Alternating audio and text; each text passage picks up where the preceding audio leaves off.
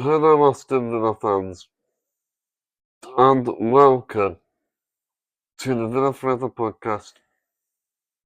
I am your host, Chad Williams. Please subscribe, help me to the road to 2K, and make sure to smash the like button on this video. And over the next few weeks, I'm having some acupuncture to some of the Thursday episodes I won't be able to do, so instead, some weeks I'll be doing some mini previews. So this is a match preview. Aston Villa versus Bournemouth. On Sunday, it's a 2 p.m. kickoff at Villa Park in the Premier League. And this is going to be an interesting match, I think, this game. It's the battle of the two Basque managers. Of course, Unai Emery and Iriola are both from the Basque region. The reason the Basque managers over the years, the Basque region have produced some real successful managers. There's a lot of similarities with Unai Emery and Iriola, especially when they transformed the football club in a short space of time, and so their philosophy is very similar.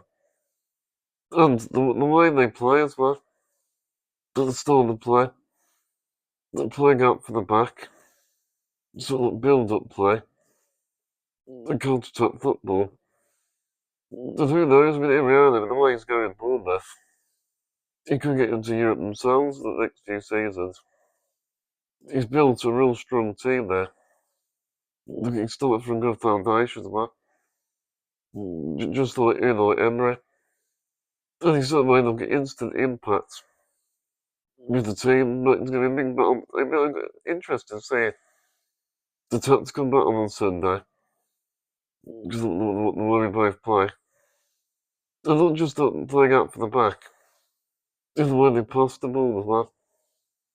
Possession and, counter-attack football. But the actual game, what I expect, I think. I don't think it's going to be a walkover, this game. I think Bournemouth, well, I'd say Bournemouth quite a decent side. But being at home at Villa Park, I think I'm back to get the results down. I think it won't be easy. I think Reggie's one. I mean, the prediction, I'm going to go 2-1 Villa, I think. It's going to be tight, but I think we will do it. And also, I'm missing Watkins. He needs a goal as well. Because he's been very poor form at the moment. And I mentioned it in my podcast the other day. Watkins is a confidence player. He falls with confidence, but I personally think Watkins hasn't been the same since John Duran left. It's a competition, but Watkins needs to step up the performances. Because clearly, I mean, it's not good enough for him. But if he wants to get in that England squad, he's got to sort of work a lot harder. But I think Marlon could be his only competition, really. That's what I think in January. We're desperate for a target man striker. Because of all the Watkins, the worrying thing is the only out striker we've got. And also, he's not firing at all cylinders, he's not scoring. So, we can do it, like, starting a striker in January. But again, back to the Bournemouth guy. Semenyo is going to be a big danger for Aston Villa. We'll put Erling Haaland. He's up there with some of the top scorers in the Premier League. I don't know exactly the reason of this, but I know he's up there with the best. So Semenyo knows the back of net is. And I think that it'll be interesting battle as well, with not only the managers, but the fullbacks as well. Bournemouth are real dangerous on the counter-attack. And they really want to push the fullbacks higher up the pitch, they really push forward. That's something which we don't want to get exposed. That's something we need to be aware of. I think Morgan Rogers will cause Bournemouth a lot of problems. He's going to carry the ball right forward for his team. That'll pose a threat to Bournemouth. He's one of the best ball carriers in the team. I'm sure he'll be driving at the Bournemouth players. I think Bournemouth sometimes can be weak for defending set pieces. So, and also, when Austin McFay, Villa's set piece coach, the last few times we've been creating the set pieces. There's no way I think I will score against Bournemouth. But being at Villa Park, we'll get the results. Because I think it's important to bounce back after the Liverpool defeat. Because ultimately, in the previous game against Liverpool, mistakes that just cost us the game. So hopefully this game we learn from mistakes. And this time don't get caught out for playing at the back. Because Bournemouth, they're another team that like to press as well. But at Villa Park, we've got the home advantage. Also, we're going to be going from the Europa League. So I reckon a lot of players will be rested, ready for Sunday. To be ready to go again. You've still got some other news as well. John McGinn, Super John McGinn, has signed a new contract with the club to keep at Aston Villa to 2028. And this is amazing news, this is. I think with McGinn, it shows how loyal he's been to the football club. I think McGinn is one of the most important players. He's been on that journey with us since the Championship. Since the Championship days, since we got promoted. John McGinn's been there. And I just like John McGinn, his tenacity. So for me, I think John McGinn is the complete Premier League midfielder. He's a real leader for his team. The big thing I like about John McGinn is he always steps up the games when you need him. He takes the game on the scruff of its neck. I think, like in the Premier League, you need players like that. John McGinn was an old-fashioned Premier League player. You went through to look, Roy Keane. Some of them get stuck in. He's not frightened to like get tackles in. He's always battling really hard. And his bum comes in handy as well. He's used that to his advantage a few times. Just because the McGinn shuffle, which he does. And he's always very competitive. And, being Scottish, obviously, he really shows that raw passion, I think. And it seeps into the table, I think, as well. So John McGinn, I think the rest, is going to go down as a club legend, I think. Just for me, I love John McGinn to lift the trophy, every. To me, that's what John McGinn wants, and that's why I think John McGinn is creating his future at Aston Villa. Because you can see, every his long-term plan. And, John McGinn's part of that long-term project. And here's my example. And you can tell that he loves being captain. He's a player that leads by example. And as you can see, like me talking on the podcast, John McGinn's been on the back of my shirt. So he's actually probably my favourite player, John McGinn. An absolute legend, he's one of those players really. He used to come, there'd be a statue of him. That's really important, and he's been along that journey since the championship days. So it's absolutely vital we got this contract, flying down to a contract. Because of course, Matthew Cash, we got him to a contract. Now John McGinn. So yes, I'm over the moon about that news.